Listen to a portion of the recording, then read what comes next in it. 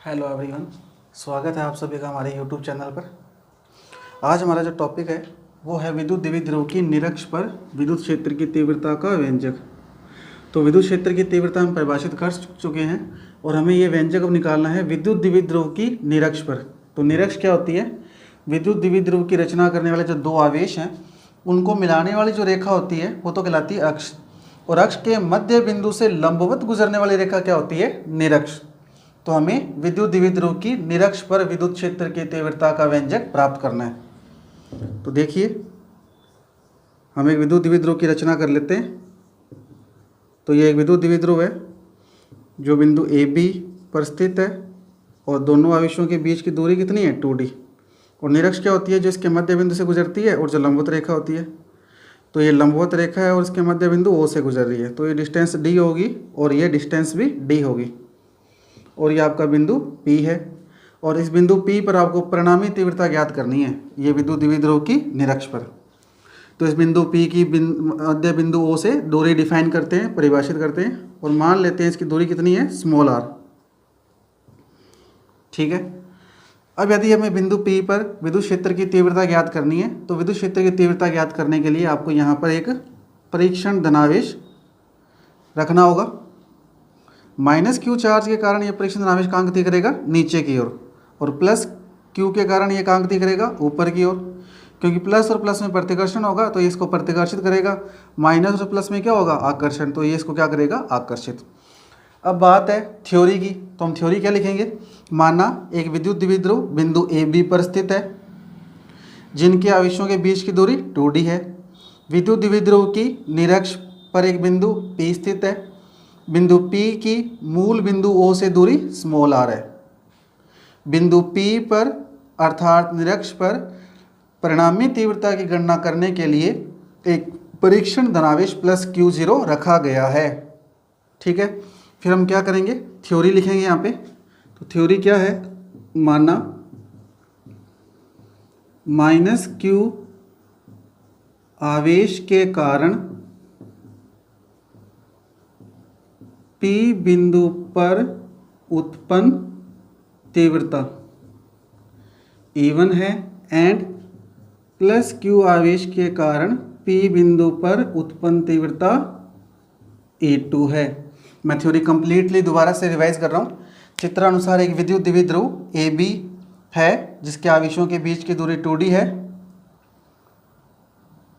दोनों आवेशों को मिलाने वाली रेखा अक्ष कहलाती है और अक्ष के लंबवत मध्य बिंदु से जो गुजरने वाली रेखा है वह निरक्ष कहलाती है। माना विद्युत द्विध्रुव की निरक्ष पर एक बिंदु P स्थित है। बिंदु P की मध्य बिंदु O से दूरी स्मॉल r है, जबकि बिंदु P पर परिणामी तीव्रता ज्ञात करने के लिए परीक्षण धनावेश +q0 रखा गया है। माना -q आवेश के कारण बिंदु P पर उत्पन्न तीव्रता E1 व +q आवेश के कारण बिंदु P पर उत्पन्न तीव्रता E2 है। इसके बाद आगे थ्योरी देखिए।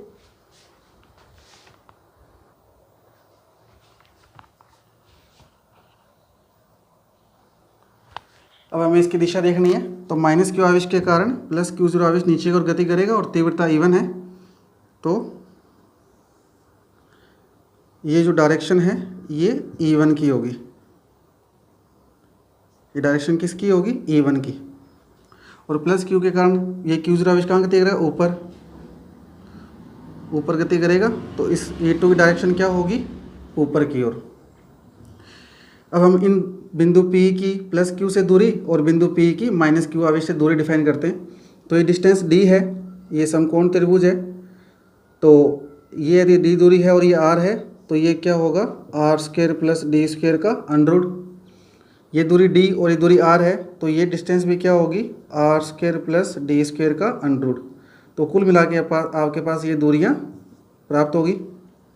यदि E1 तीव्रता यहाँ से थीटा कोण बनाए तो E2 तीव्रता भी थीटा कोण ही निर्मित करेगी, कारण कि दोनों त्रिभुज एक समान है। दोनों त्रिभुज AOP में ये दूरी कॉमन है, ये दूरी d है। इस त्रिभुज में भी ये दूरी r है और ये दूरी क्या है? d, और ये दूरी दोनों में क्या है? एक समान।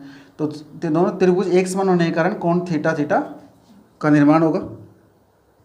यदि बिंदु P पर एक रेखा खींची जाए क्षैतिज, तो ध्यान से देखें, ये एकांतर कोण का निर्माण हो रहा है यहाँ पर। ये देखिए तो ये कोण क्या हो जाएगा थीटा, एकांतर कोण होने के कारण। दिख रहा होगा आप सबको ये।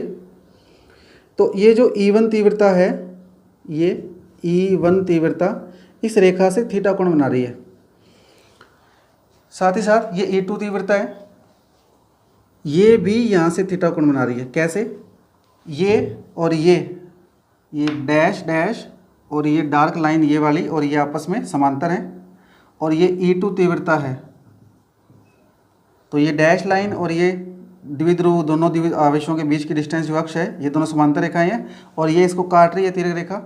जब एक तिर्यक रेखा दो समांतर रेखाओं को काटती है तो वो कोण क्या कहलाते हैं? संगत कोण। तो ये थीटा है, तो ये भी क्या होगा? थीटा। तो ये समझ आ गया होगा, संगत कोण के कारण ये थीटा होगा। अदरवाइज ध्यान से देखें तो ये उल्टा जेड बन रहा है, एकांतर कोण बनेगा तो ये क्या हो जाएगा? थीटा। और इसके सामने वाला शीर्ष अभिमुख कोण होने के कारण ये भी क्या हो जाएगा? थीटा। तो एक रीज़न ये भी है। तो ये कोण की जो रचना थी वो आपको मैंने कारण बता दिया कि किस कारण से कोण थीटा का निर्माण होगा। इसके बाद यदि हम देखें थोड़ा ध्यान से तो हम थ्योरी लिखेंगे। चित्रानुसार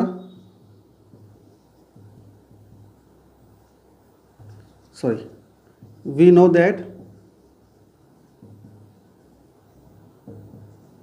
किसी बिंदु आवेश के कारण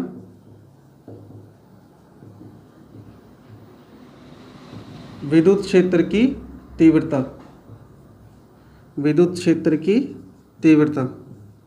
बिंदु आवेश के कारण क्या होती है? KQ/R² होती है। इसलिए -Q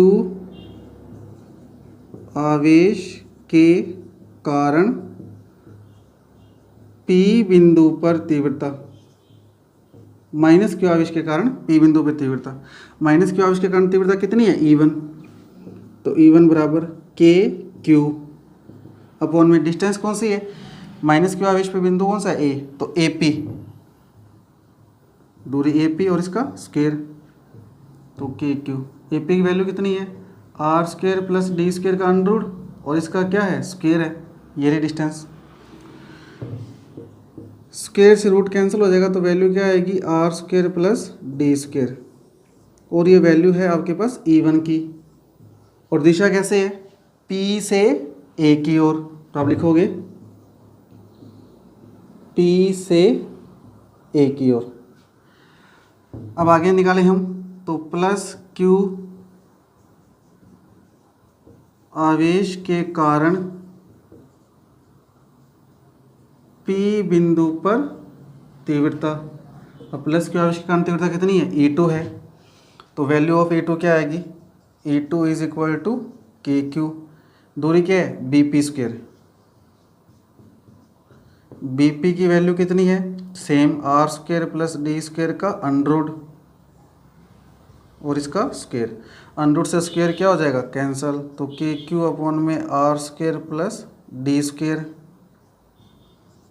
और दिशा, ये समीकरण नंबर 3। दिशा है B से P की ओर, B से P की ओर। समीकरण 2 और 3 को हम ध्यान से देखें तो E1 और E2 की वैल्यू इक्वल है। तो हम क्या लिखेंगे? Bye 2 and 3 E1 = E2, E1 = E2, E1 E2 के बराबर है। और ये इक्वेशन नंबर 4। अब जो इसके बाद थ्योरी लिखनी है वो बहुत इंपॉर्टेंट है। क्या? समीकरण 2 और 3 से हमें ये पता लग रहा है कि E1 E2 के बराबर है। हो गया। जब दो सदिश राशियां एक ही डायरेक्शन में होती है, फॉर एग्जांपल E1 तीव्रता और E2 तीव्रता एक ही डायरेक्शन में है, तो परिणामी इन दोनों के योग से मिल जाएगा। तो परिणामी तीव्रता क्या आएगी? E1 + E2। ठीक है, हम जानते हैं। और यदि E1 तीव्रता और E2 तीव्रता आपस में अपोजिट हैं, तब जो परिणामी आएगा वो E1 - E2 या E2 - E1 आ जाएगा। कहने का मतलब ये हुआ कि जब दो सदिश राशियां एक ही दिशा में होती है तो परिणामी जुड़कर आता है, सदिश योग होता है। और जब दोनों तीव्रताएं अपोजिट डायरेक्शन में होती है तो उनका परिणामी उन दोनों के सब्ट्रैक्शन से माइनस से आता है। सदिश योग होने के कारण एक की दिशा दूसरे के अपोजिट होती है तो ये माइनस साइन आ जाएगा सदिश योग से। तो यहाँ पर अगर एक ही डायरेक्शन में है तो दोनों जुड़ के परिणामी देंगे, और अपोजिट डायरेक्शन में है तो दोनों एक दूसरे के माइनस होकर सब्ट्रैक्ट होकर परिणाम देते हैं। परंतु चित्र में देखें तो E1 और E2 दोनों ही ना तो सेम डायरेक्शन में है ना अपोजिट है, अलग अलग है। ना तो ये सेम डायरेक्शन में है ना ये अपोजिट है, अलग अलग डायरेक्शन में है। तो अब थ्योरी में हम क्या लिखेंगे, हम लिखेंगे चित्रानुसार E1 और E2 तीव्रताएं दोनों अलग अलग दिशाओं में होने के कारण इन्हें घटकों में वियोजित किया जाता है, घटकों में तोड़ते हैं इन्हें। तो थ्योरी क्या लिखेंगे समीकरण 4 के बाद, मैं दोबारा से रिपीट कर रहा हूँ। चित्र से स्पष्ट है कि E1 व E2 तीव्रताएं आपस में अलग अलग दिशाओं में है, अतः इन्हें घटकों में वियोजित करने पर तो क्या घटक आएगा, देखिए E1 यहाँ से थीटा कोण बना रहा है तो ये घटक क्या आएगा, E1 कोस थीटा, और इसके लंबवत ये घटक क्या आएगा,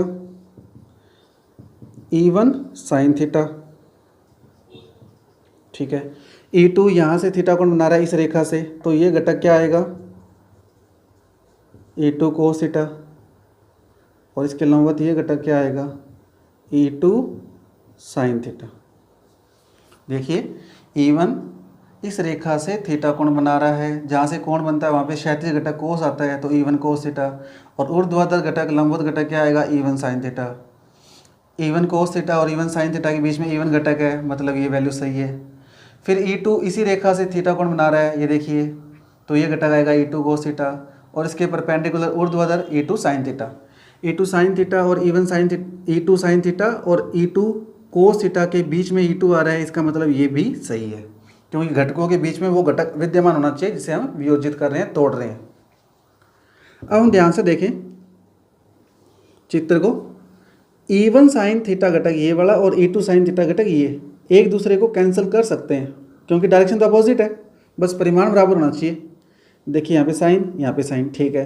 E2 और E1 ऑलरेडी बराबर है, तो अगर मैं यहाँ E2 की जगह E1 रख दूँ तो ये बनेगा E1 साइन थीटा, ये भी E1 साइन थीटा, तो क्या कर देंगे, कैंसिल। यदि मैं यहाँ E2 रख दूँ तब भी क्या कर देंगे, कैंसिल। तो अब हम लिखेंगे चित्र से E1 व E2 को घटकों में वियोजित करने पर, चित्र से E1 व E2 को घटकों में वियोजित करने पर इनके घटक E1 कोस थीटा व E1 साइन थीटा तथा E2 कोस थीटा व E2 साइन थीटा प्राप्त होते हैं। चित्र व समीकरण 4 से स्पष्ट है कि घटक E1 साइन थीटा व E2 साइन थीटा परस्पर बराबर व विपरीत, बराबर होने के कारण व विपरीत होने के कारण एक दूसरे को निरस्त कर देते हैं। दोबारा से रिपीट कर रहा हूँ, चित्र से E1 तीव्रता व E2 तीव्रता को घटकों में वियोजित किया जाता है, और वियोजित करने पर घटक E1 कोस थीटा व E1 साइन थीटा तथा E2 कोस थीटा व E2 साइन थीटा प्राप्त होते हैं। चित्र व समीकरण 4 से घटक E2 साइन थीटा व E1 साइन थीटा परस्पर बराबर व विपरीत होने के कारण एक दूसरे को निरस्त कर देते हैं।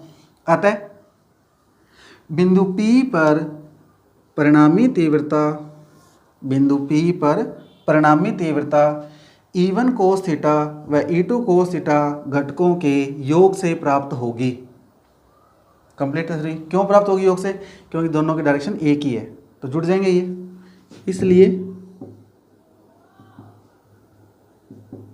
P बिंदु पर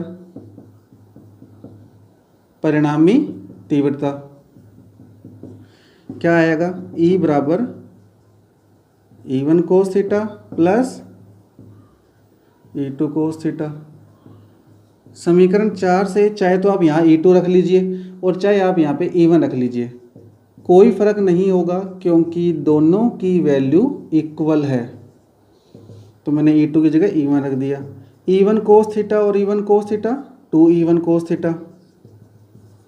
E1 की वैल्यू KQ अपॉन में R square plus D square, कहाँ से, बाय 2, और चित्र से मैं कोस थीटा निकाल लेता हूँ। समकोण त्रिभुज चाहे तो आप ले सकते हैं AOP और चाहे ले सकते हैं BOP, दोनों सेम है। चित्र से समकोण त्रिभुज AOP में कोस थीटा आधार बटे कर्ण, आधार क्या है, थीटा के सामने वाली भुजा ये लंब, 90 के सामने वाली भुजा ये कर्ण, तो ये क्या बचा, आधार। तो आधार है D और कर्ण है ये तो कोस थीटा बराबर डी अपॉन में under the root R square plus D square. हम इसको ऐसे भी लिख सकते हैं, R square plus D square की पावर हाफ, क्योंकि रूट का मतलब पावर हाफ होता है। तो यहाँ डी अपॉन में R square plus D square की पावर हाफ, और यहाँ पावर 1 है, सेम वैल्यू है ये। तो के क्यू, 2 को मैं इसके साथ लिख देता हूँ, डी के वैल्यू देखो, के की जगह के, क्यू की जगह क्यू है, 2 को मैंने डी के साथ लिख दिया। R square plus D square की power 1, R square plus D square की पावर हाफ। आधार समान होते हैं तो पावर जुड़ जाती है, तो 1 प्लस आधी 3/2 वैल्यू आ गई। ध्यान से देखें तो ये वैल्यू किसकी है, Q इंटू 2D बराबर P क्या कहलाता है, विद्युत द्विध्रुव आघूर्ण। तो वैल्यू आएगी Kp अपॉन में R square plus D square की पावर 3/2। तो यहाँ तक उम्मीद करता हूँ आप लोगों को समझ आ गया होगा टॉपिक ये। अब देखिए आगे,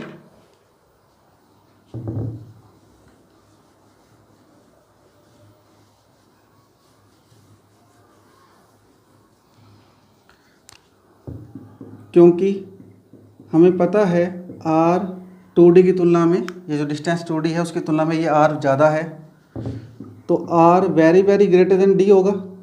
इसलिए d की उच्च घातों का मतलब डी स्क्वायर, उच्च घातों को नगण्य नेगलेक्ट कर सकते हैं, नगण्य मानकर छोड़ने पर। तो डी ई बराबर क्या आएगा, के पी। जब डी का मान 0 रखेंगे तो 0 का स्क्वायर 0, तो आर स्क्वायर प्लस 0 की पावर 3/2 के पी। ये आएगा आर स्क्वायर की पावर 3/2, 2 से 2 कैंसल, तो ई की वैल्यू क्या आई, के पी अपॉन में आर क्यूब। और ये है निरक्ष, क्योंकि बिंदु कहाँ स्थित है, निरक्ष पर।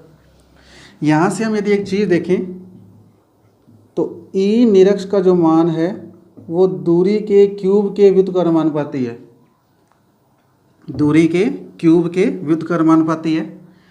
ई अक्ष का मान भी दूरी के क्यूब के व्युत्क्रमानुपाती होता था। इसका मतलब दोनों का ग्राफ सेम बनेगा। ये है इसका अदिश रूप। यदि हम सदिश रूप लिखना चाहें तो हमें ई पे वेक्टर लगाएंगे, के पी सदिश है तो यहाँ वेक्टर लगेगा अपॉन में आर क्यूब। अब हमें चेक करना है पॉजिटिव आएगा कि negative. Positive negative E vector और पी वेक्टर की दिशा में निर्भर करता है। पी वेक्टर की दिशा कैसे होती है, यहाँ पे देखिए ध्यान से। पी वेक्टर की दिशा होती है माइनस चार्ज से प्लस चार्ज की ओर, ऋणावेश से धनावेश की ओर, ऋणात्मक चार्ज से धनात्मक चार्ज की ओर होती है पी वेक्टर की दिशा। सही है। और ये ई वेक्टर जो आया था वो हमने ऐसे मिला था, ये ई वेक्टर हमें क्यों मिला था, ई अक्ष E1 cos theta plus E2 cos theta, मतलब इनसे मिला है, क्योंकि इन दोनों ने तो कैंसिल कर दिया। इसका मतलब इन दोनों की योग से इधर आएगा परिणाम में, क्योंकि ये दोनों इधर जा रहे हैं तो परिणाम में भी इधर जाएगा। इसका मतलब ई निरक्ष की तीव्रता, जो ई निरक्ष है वो इस डायरेक्शन में होगा। तो ध्यान से देखें तो ये ई डायरेक्शन है, ई परिणामी तीव्रता, और ये है द्विध्रुव आघूर्ण। दोनों एक दूसरे के क्या है, अपोजिट है। अपोजिट है तो क्या आएगा, माइनस साइन। जबकि इससे पिछले वीडियो में जो हमने देखा था तो अक्ष पर उत्पन्न तीव्रता ई अक्ष और द्विध्रुव आघूर्ण दोनों एक डायरेक्शन में थे, तब वहाँ पे आया था पॉजिटिव साइन। तो कुल मिला के आपका विद्युत द्विध्रुव की निरक्ष पर तीव्रता का फॉर्मूला है के पी अपॉन में आर क्यूब। माइनस साइन इसलिए आ रहा है क्योंकि विद्युत द्विध्रुव आघूर्ण की दिशा और निरक्ष पर उत्पन्न परिणामी जो तीव्रता है उसकी दिशा एक दूसरे के क्या है, अपोजिट है, विपरीत डायरेक्शन में है इसलिए। अब यदि इसका ग्राफ प्लॉट करें दूरी के साथ परिवर्तन आरेख तीव्रता का, तो वो एज इट इज सेम आएगा जो कि अक्ष के लिए आता है। देखिए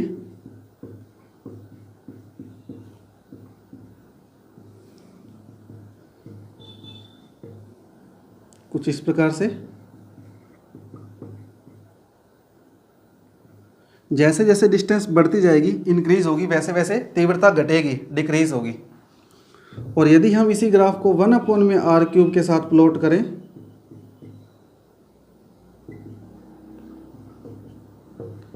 तो तीव्रता दूरी के क्यूब के व्युत्क्रमानुपाती है, लेकिन 1/r³ के क्या है, समानुपाती। तो यहाँ पे स्ट्रेट लाइन से बन जाएगा। तो निरक्ष पर उत्पन्न तीव्रता दूरी के क्यूब के व्युत्क्रमानुपाती है और 1/r³ के समानुपाती है। ये सेम ग्राफ है जो अक्ष पर उत्पन्न तीव्रता के थे, लेकिन फॉर्मूलों में डिफरेंस है। क्या डिफरेंस है वो भी चेक कर लेते हैं, और साथ में यहाँ से एक टॉपिक भी हो जाएगा जिस पर नॉर्मली न्यूमेरिकल पूछे जाते हैं। टॉपिक है हमारा ई अक्ष व ई निरक्ष में संबंध, रिलेशन बिटवीन ई अक्ष एंड ई निरक्ष। ई अक्ष का फॉर्मूला क्या होता है, 2kp/r³ एंड ई निरक्ष kp/r³।